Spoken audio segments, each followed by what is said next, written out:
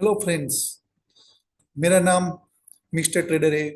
आज हम डिस्कस करेंगे कि मल्टीबैगर शेयर कैसे आइडेंटिफाई किए जाते हैं। ये वीडियो एकदम बेसिक पैरामीटर के ऊपर बनाया हुआ है।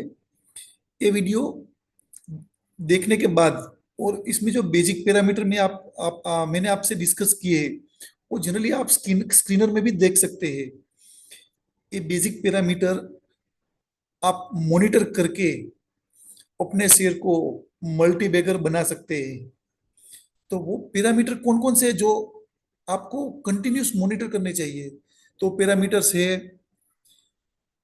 कंपनी का मार्केट कैप, कंपनी का टॉप लाइन ग्रोथ, कंपनी का bottom line growth, book value, company की आरओई, आरओसी, कंपनी का ईबिटा, प्रमोटर होल्डिंग कितना है।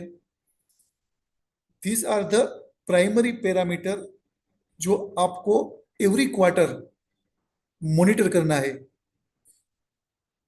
समझ लो, अगर कोई कंपनी ए जिसका top line and bottom line दोनों ग्रोथ डबल डिजिट में है, 15 से 20% उसका टॉप लाइन ग्रोथ, साथ में 15 से 20% उसका बॉटम लाइन ग्रोथ है, और कंपनी का पी रेशियो मॉडरेट है, moderate means we can say 25, और उसका प्राइस टू बुक वैल्यू भी कम है, तो ये कंपनी आपका मल्टीबैगर स्टॉक बन सकती है। कई बार क्या होता है कि आपका टॉप लाइन ग्रोथ तो होता है, लेकिन बॉटम लाइन ग्रोथ इबिटा नहीं होता है। ऐसे में क्या हो सकता है कि लॉन्ग टर्म तक अगर आप शेयर को ओन करके रखोगे तो भी आपका शेयर मल्टीबैगर नहीं बनेगा। मल्टीबैगर बनने के लिए top line growth and bottom line growth चाहिए ही चाहिए। दूसरा पैरामीटर है पी रेशियो। कई बार कोई शेयर है, उसका पी रेशियो ज्यादा होता है, किसी का कम होता है, किसी का मॉडरेट होता है।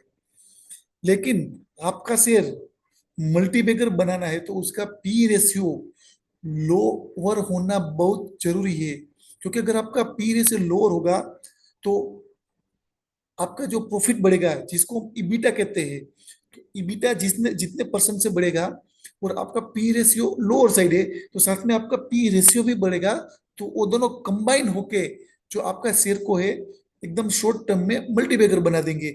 यानी ये सिनेरियो में आपका पैसा है वो ईबिटा से भी बड़ा है, और पी रेशियो एक्सपांड होकर कि आपका शेयर का प्राइस बढ़ा है, यानी आपका शेयर का प्राइस एकदम फास्ट बढ़ेगा और शॉर्ट टर्म में आपका शेयर मल्टीबैगर बन जाएगा।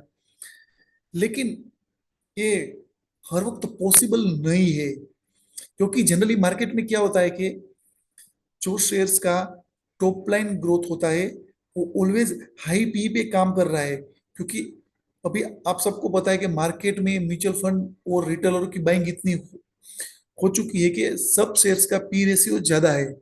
तो ऐसे टाइम पे अगर आपको मल्टीबैगर स्टॉक फाइंड करना है तो आपको बहुत केयरफुली मल्टीबैगर शेयर्स आइडेंटिफाई करने होंगे। आप ऐसे शेयर्स आइडेंटिफाई कीजिए जिसका पी रेशियो भले ही ज्यादा हो, लेकिन उसका बॉटम लाइन ग्रोथ कम हो, लेकिन आपको ऐसा लगे कि आगे चल के उसका बॉटम लाइन ग्रोथ बढ़ सकता है, आगे चल के इसका प्राइस टू बुक वैल्यू बढ़ सकता है, अभी कम हो, उसका आरओई बढ़ सकता है, उसका आरओसी बढ़ सकता है।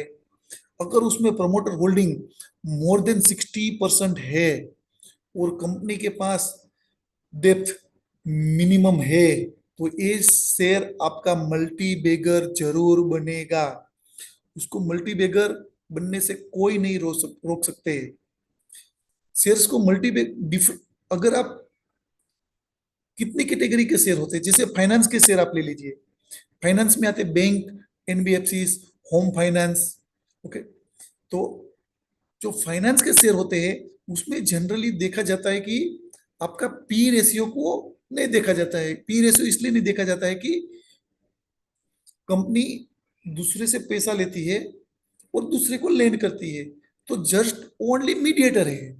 अगर मीडिएटर है तो उसमें दो पैरामीटर खास देखे जाते हैं, और दो पैरामीटर है प्राइस टू बुक रेशियो और आर ओ ई। कंपनी का आरओई मिनिमम 14% होना जरूरी है अगर आप फाइनेंशियल शेयर को खरीदते हो तो। और price to book value bank के लिए मैक्सिमम आप 3 या 4 बुक वैल्यू दे सकते हो। एनबीएफसी को आप 5 दे सकते हो। और होम फाइनेंस कंपनी को मैक्सिमम 6 से 7 बुक वैल्यू आप दे सकते हो। अगर इससे ज्यादा बुक वैल्यू पे अगर आप शेयर खरीदते हो तो आपका पैसा तो बढ़ेगा लेकिन आपका वो शेयर मल्टी बैगर नहीं बनेगा। तो मल्टी बैगर बनने के लिए सभी सेक्टर के लिए पैरामीटर अलग अलग होते हैं। जैसे अगर आप कमोडिटी शेयर्स को देखेंगे तो कमोडिटी शेयर्स को ऑलवेज हाई पी रेशियो पे बाई किया जाता है। और जब उसका पी रेशियो सिंगल डिजिट में आता है तो उसको सेल किया जाता है। लेकिन जो जनरली नए निवेशक है उसको ये सब बातें पता नहीं होती है और वो लोग इन शेयर को सिंगल पी पे देख के खरीद लेते हैं और फंस जाते हैं। तो डिफरेंट कैटेगरी में पिरामिड डिफरेंट तरीके से मॉनिटर किए जाते हैं। नेक्स्ट वीडियो में मैं आपके सामने कोई एक कैटेगरी सिलेक्ट करूंगा और वो कैटेगरी में आपको कौन से पैरामीटर मॉनिटर करने हैं ताकि आप सही मल्टीबैगर आइडेंटिफाई कर सको। तो फाइनली ये वीडियो में आपको पता चल गया होगा कि जो बेसिक पैरामीटर्स है शेयर्स के जैसे कि पी रेशियो राइट होना चाहिए, प्राइस टू बुक आपको राइट होना चाहिए, आरओई आरओसी इंक्रीज होना चाहिए, कंपनी के पास डेप्ट लो होना चाहिए, उसका top line growth and bottom line growth दोनों हाई होना चाहिए और प्रमोटर होल्डिंग भी सही होगी तो आपका शेयर इस पिक्चर में जैसे बुल भाग रहा है ना वैसे आपका शेयर भागेगा।